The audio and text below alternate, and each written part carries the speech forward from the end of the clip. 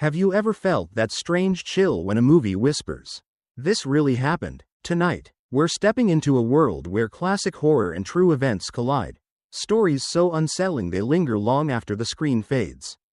As we move through these 10 iconic films, I want you to stay close, because some of these tales are darker than they first appear.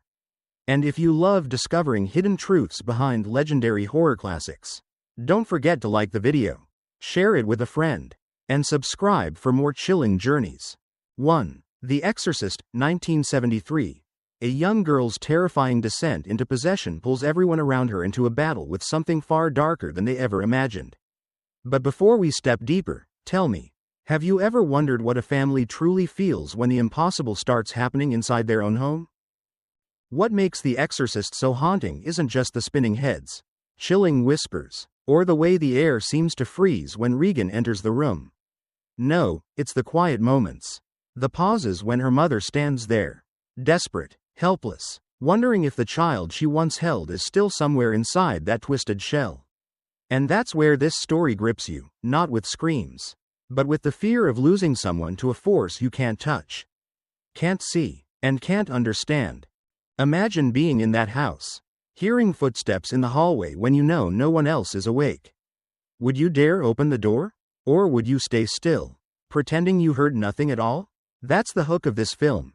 It plays with the things we think we wouldn't believe in, until they start breathing in the dark beside us. And the craziest part? You and I both know this movie wasn't born from pure imagination. The real case behind it, Roland Doe, a boy whose life spiraled into unexplainable violence and impossible phenomena, adds a weight to every scene. When the lights flicker, when the bed shakes, when Regan's voice changes, suddenly it doesn't feel like a movie. It feels like a memory someone wishes they could forget. Tell me, do you think evil, true evil, can enter a home this way? Or do you believe the human mind can break so deeply that reality reshapes itself around the pain? I really want to hear your thoughts, because everyone who watches The Exorcist seems to come away with a different fear.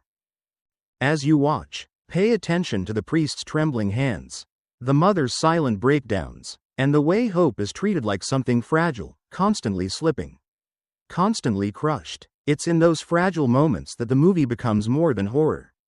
It becomes a confession that sometimes the scariest battles are the ones you fight when no one believes you. So before we move on, tell me in the comments, do you think you'd stay brave in a house like this? Or would you run the moment something whispers your name?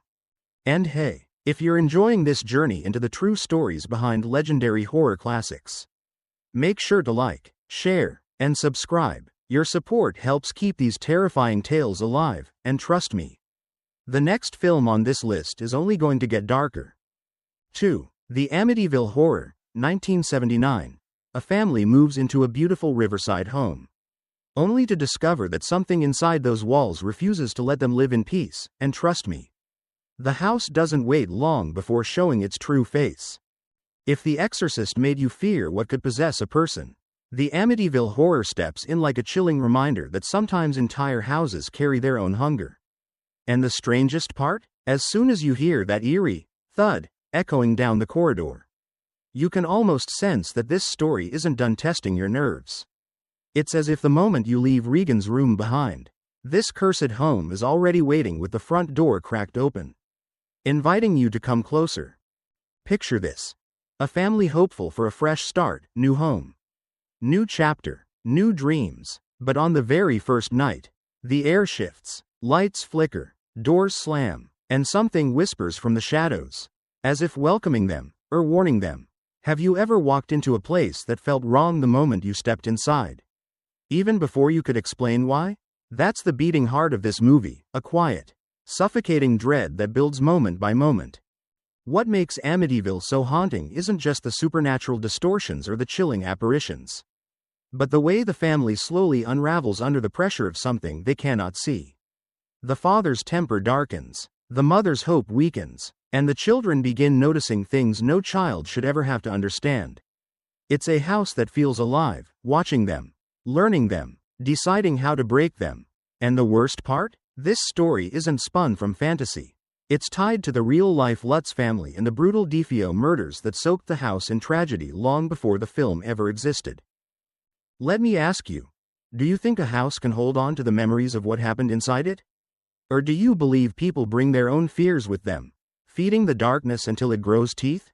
I'd genuinely love to hear what you think, because everyone who watches this movie seems to draw their own line between haunting and history. As the film unfolds, every creak of the floorboards, every slam of a window, every whisper in the dead of night tightens the grip around the family and around you as a viewer. You might find yourself leaning forward, trying to catch the smallest sound, wondering if you'd last even a single night in that house. Be honest, would you stay? Or would you run before the sun even rises? Before we move to the next film, drop your thoughts in the comments. And if these true story horrors are pulling you deeper into the shadows, don't forget to like, share, and subscribe. Trust me, things are about to get even more unsettling.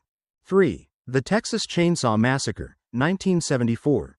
A group of friends stumbles upon a remote farmhouse, only to learn that the most terrifying monsters aren't always supernatural. And sometimes the real horror carries a chainsaw. Trust me, this one won't give you time to breathe. After surviving the haunted corridors of Amityville, you'd think we'd earned a moment to rest. But no, this next story doesn't creep toward you like a shadow.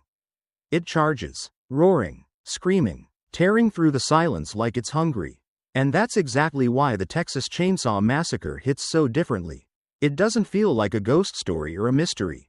It feels like a nightmare you could accidentally walk into on a wrong turn down a lonely country road. There's something unsettling about the sunlit terror in this film. Unlike most horror movies that wait for nightfall, this one doesn't hide behind darkness. The danger is out in the open, raw, exposed, merciless. You can almost feel the heat of the Texas sun, the dry wind brushing past your skin, and that uneasy instinct whispering, "Something isn't right here, turn back." Have you ever had that feeling in real life? That moment when your gut tells you to leave, even when nothing bad has happened yet. That's the hook this story digs in with. And then, Leatherface appears, not like a villain stepping into a spotlight, but like a force of nature, sudden, brutal, unstoppable. What's terrifying isn't just the mask or the chainsaw. It's the way he moves. Frantic yet purposeful, as if he's following rituals carved into him long before you ever meet him. The horror becomes almost intimate, because you're not facing a demon or a cursed object, you're facing a family. Twisted by isolation, violence, and a darkness that feels too human to dismiss as fiction. But here's what freezes your blood. The movie draws its roots from the real-life crimes of Ed Gein, a man whose actions were so grotesque they reshaped American horror. Furniture made of human remains, masks stitched from skin, details so unnatural you wish they were invented.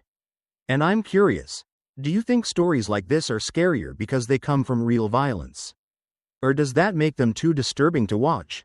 I'd love to hear your thoughts, because everyone has their own limit when it comes to horror grounded in reality.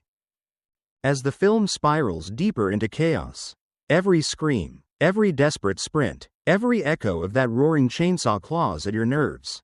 You're not just watching the characters run, you're imagining how you would survive. Would you hide, fight, freeze? Tell me in the comments. What would you do if Leatherface burst through a door right in front of you? And if these true story nightmares are pulling you further in, remember to like, share, and subscribe. The next film will drag you into the mind of a killer, and trust me, it only gets darker from here. 4. Psycho, 1960. A lonely motel owner hides a darkness shaped by obsession, secrecy, and a fractured mind, and the moment you step into his world, you'll feel the walls closing in. Don't blink, because this story has a way of watching you back. Coming off the raw violence of the Texas Chainsaw Massacre, you might expect the next horror to hit with the same brutality. But Psycho chooses a different path, one that sneaks under your skin instead of tearing through it. It's quieter, colder, more patient. Instead of chasing you with a chainsaw, it invites you in with a soft voice, a nervous smile, and a polite offer of shelter from the storm. And somehow, that gentleness feels even more dangerous. There's something unsettling about Norman Bates from the moment you meet him. Maybe it's the way he tilts his head, or the sadness in his eyes that seems too deep for someone so young. But the real hook, the thing that holds you, is the fragile charm he carries. The kind that makes you wonder whether he's a victim of his life, or the architect of something far darker. Have you ever met someone who seemed kind on the surface but left you with a lingering unease you couldn't explain? That's the feeling this movie plays with. And trust me, it never lets go. The Bates Motel itself is a character, silent halls, peeling wallpaper, a house looming above like a guardian that never sleeps. You can almost hear its breath, feel its memories pressing through the walls. Each room holds its own secrets. And as Marion Crane arrives seeking refuge, you sense the story tightening around her like invisible hands. There's a moment, right before everything changes, when the world feels almost safe. But that's the trap. Psycho thrives on the split second between comfort and terror. And here's where reality twists in. The film's chilling essence was inspired by Ed Gein, the same real-life murderer tied to Leatherface. But unlike the brutality of Texas Chainsaw, this story digs into the psychological rot beneath the surface. Gein's obsession with his mother, his warped sense of identity, his inability to separate love from control, it all bleeds into Norman's character. The result is a horror that feels disturbingly intimate. So let me ask you, which scares you more, the monster you can see coming, or the one who smiles at you before he breaks? As the narrative spirals downward, every conversation, every hesitant glance, every creak of the house builds toward one of the most iconic moments in horror history. You know the one, and even if you've seen it before, it still feels like a punch you never quite brace for. Before we continue to the next terrifying true story tale, tell me in the comments, do you think Norman Bates is a monster, or a tragic soul swallowed by his own mind? And if you're feeling the chills yet, don't forget to like, share, and subscribe. The next story will test what you believe about hauntings, and who they choose to follow. 5. The Conjuring, 2013. A family faces a terrifying presence in their new farmhouse. And when things spiral beyond what any normal person could endure, the Warrens step in, only to discover that the darkness here isn't just haunting the house, it's hunting the people inside it. Stay with me, because this story pulls you in before you even realize it. Leaving the twisted corridors of Norman Bates's world, we step into a different kind of fear, one that doesn't hide behind a person, but spreads through an entire home like a living shadow. If Psycho whispered its horror through a fractured mind, The Conjuring roars with something ancient, patient, and disturbingly aware. And the moment you enter that creaking farmhouse with the Perron family, you can feel the air shift, as if the walls themselves know you're there. There's something deeply human about the way this story begins. A family searching for peace, for a new start, for sunlight after too many dark days. But sometimes, as you know, the places that look the most peaceful hold the loudest secrets. And here's where the hook tightens. The house doesn't wait for nightfall to reveal its intentions. Strange bruises appear on the mother. Doors open on their own. A child begins sleepwalking into places she shouldn't be. And you, watching from the edges of this story, wonder when the line between curiosity and danger will snap. What's chilling about this film isn't just the paranormal events, it's the way the darkness seems to study the family. Every sound, every shadow, every moment of silence feels intentional, as if something hidden is choosing its moves with unsettling care. Have you ever felt like someone, or something, was watching you even when you were alone? That creeping sensation is what this movie breathes into every frame. Then come Ed and Lorraine Warren, stepping into the story with a calm certainty that contrasts the chaos around them. Lorraine's sensitivity, Ed's unwavering determination, they bring a fragile hope to a home drowning in fear. But even they sense immediately that this is no simple haunting. When Lorraine first closes her eyes and listens to the house, it feels like she's opening a door the family never should have touched. And that raises a question for you. Do you believe people like the Warrens truly connect with the supernatural? Or are they simply brave enough to face darkness most of us would run from? I'd love to hear your thoughts. As the presence grows stronger, the story builds with a suffocating weight. Furniture moves on its own. A child is dragged across the floor. A mother begins losing herself piece by piece, pulled towards something ancient that wants her as its vessel. And with every passing moment, you can feel the stakes tightening. It's no longer about a haunted house, it's about a family fighting for their souls. Before we move on to the next chilling tale, tell me, would you stay in a house like this if it meant protecting the people you love? Or would you take them and run, no matter what followed you out the door? And if you're still with me in these shadows, don't forget to like, share, and subscribe. The next story will take us into a haunting that feels painfully personal, one born not from demons, but from deep, lingering sorrow. 6. The Changeling, 1980. After losing his wife and daughter, a grieving composer moves into an old mansion, only to discover that he isn't living there alone.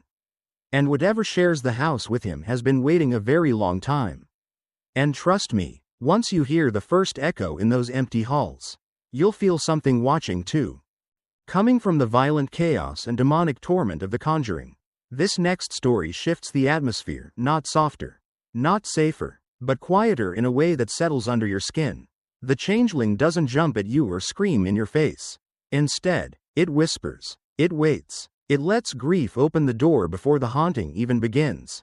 And that's what makes it so deeply unsettling. The horror feels personal, almost intimate, like it knows exactly where your fears live. There's something hauntingly beautiful about the way this film starts. A man shattered by loss, searching for a place where the world might leave him alone for a moment. But have you ever noticed how empty houses seem to amplify loneliness? One creak becomes a voice. One cold draft feels like a hand brushing past you. That's the hook. The way the mansion almost seems to sense his pain and respond to it. Maybe you've felt that before. That eerie feeling that a place is somehow aware of you. The mansion itself is enormous, elegant, and unsettling in the way only old homes can be. Every corridor feels too long, every room too still, and soon, small things begin to happen. Sounds that don't belong. Objects moving on their own. A ball bouncing down a staircase as if a child you cannot see is trying to play. The ghost here isn't a creature of rage or chaos. It feels wounded, desperate, longing for someone to finally listen. But that almost makes it more frightening. Because pain has a way of twisting even the most innocent spirits into something dangerous. As the composer digs deeper, he uncovers a hidden story, a child robbed of life and justice. And the house, with all its secrets, begins pushing him to finish what was started decades ago. That raises a question for you. Do you think spirits linger because they can't let go? Or because they need someone living to carry their truth forward? Your answer might say something about how you view the world beyond death. The deeper he goes, the more the haunting shifts from eerie to urgent. Doors slam, visions flash, the mansion roars with a fury born from betrayal. Grief meets grief, his loss colliding with the spirit's tragedy until both feel inseparable. And suddenly the haunting doesn't feel like a random curse. It feels inevitable, like something the house has been saving for him all along. Before we move forward, I want you to tell me, would you stay in a place like this if you felt a child's spirit reaching out for help? Or would you run the moment the ball rolled down the stairs? And if you're still holding on to this journey through real-life-inspired terror, don't forget to like, share, and subscribe. The next story will drag you into a haunting that doesn't ask for sympathy, it demands survival. 7. The Entity, 1982. A woman becomes the target of a violent, unseen force that invades her home, and as the terror escalates, you'll begin to question whether the real horror is what we can see, or what we can't. Stay with me, because this story will crawl under your skin in ways you never expect. Leaving the quiet sorrow of the Changeling, we now enter a horror that is raw, relentless, and disturbingly intimate. The Entity doesn't rely on creepy old houses or ancient curses. Its terror is personal. It claws at the very fabric of one person's life, invading spaces that should feel safe. Imagine the very place you lay your head at night turning against you. The walls that once held comfort becoming a theater for unspeakable torment. Have you ever felt unsafe in a place that should have felt like home? That uneasy, creeping sensation is exactly what this film captures, and it lingers long after the credits roll. Carol, the protagonist, begins noticing small disturbances, objects moving, strange sensations, but soon these escalate into violent, unimaginable attacks. And here's the hook. The more she tries to rationalize what's happening, the more inescapable it becomes. You start to feel her frustration, her fear, her isolation. Can you imagine being trapped in your own home by something invisible? Something that refuses to let you rest? It's a fear that cuts deeper than any jump scare because it touches the most vulnerable part of us, our personal sanctuary. What's even more chilling is the way the movie forces you to confront belief versus reality. Are we seeing supernatural forces? Or is the mind capable of creating horrors so vivid they feel undeniable? Have you ever doubted your own senses in the middle of the night? Questioning what's real and what's imagination? This is where the entity excels. It makes the impossible feel possible. The story is based on the real-life experiences of Carla Moran, whose encounters were studied by parapsychologists and documented with detailed reports. That knowledge adds a layer of unease that lingers with the audience.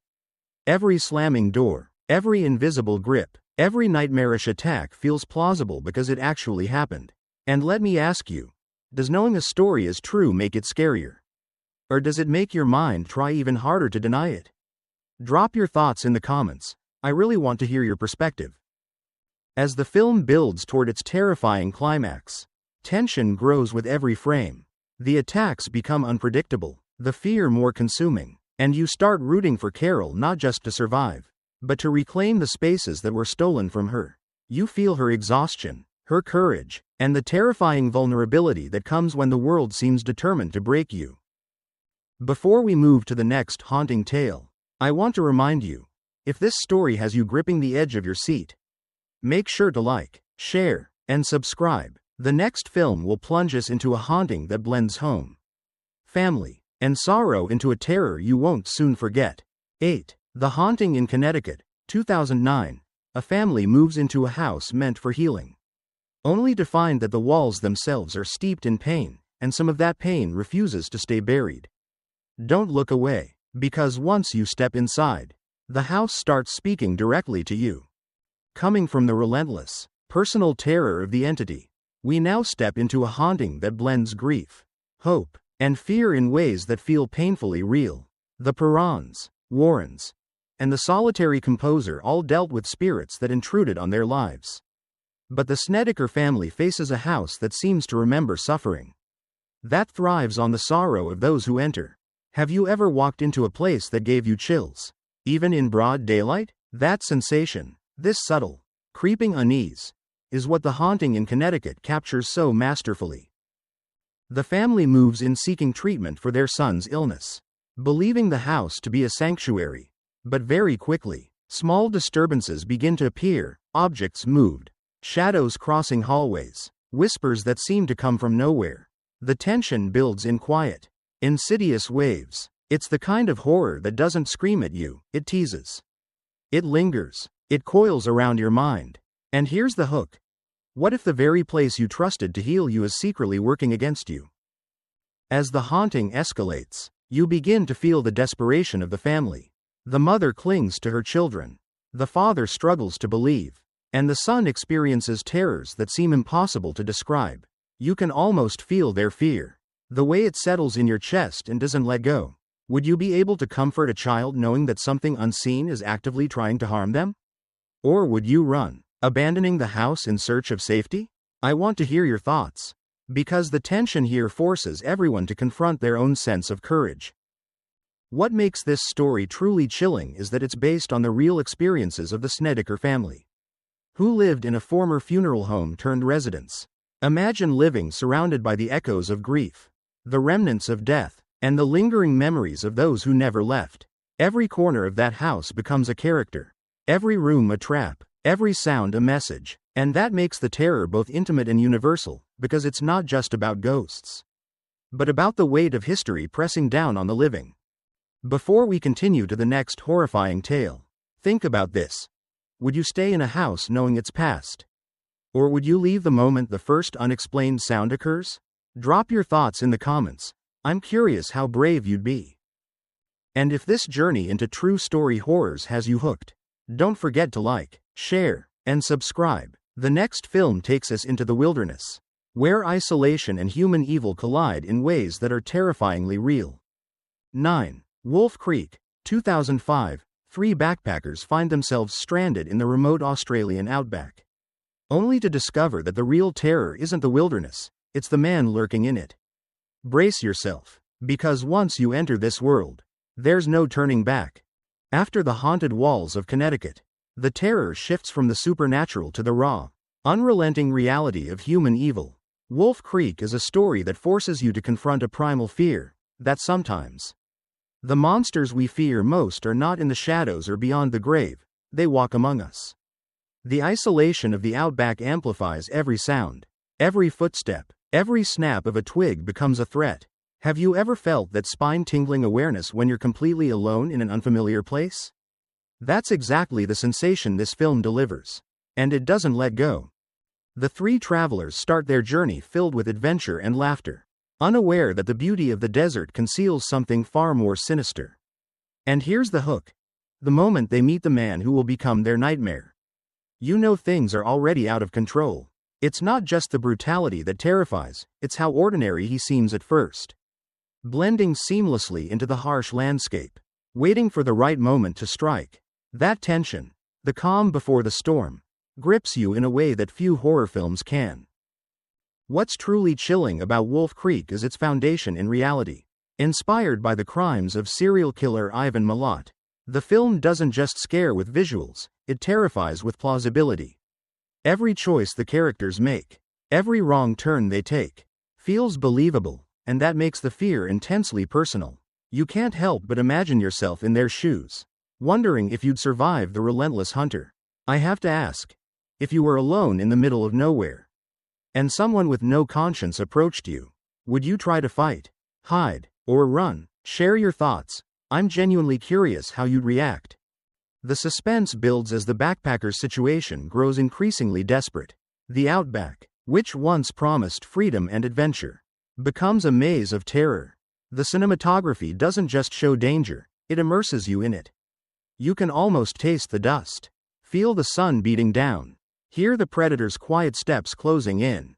Every moment is designed to make your heart race, to make you question the safety of even the most mundane surroundings. Before we move to the final story on our list, think about this.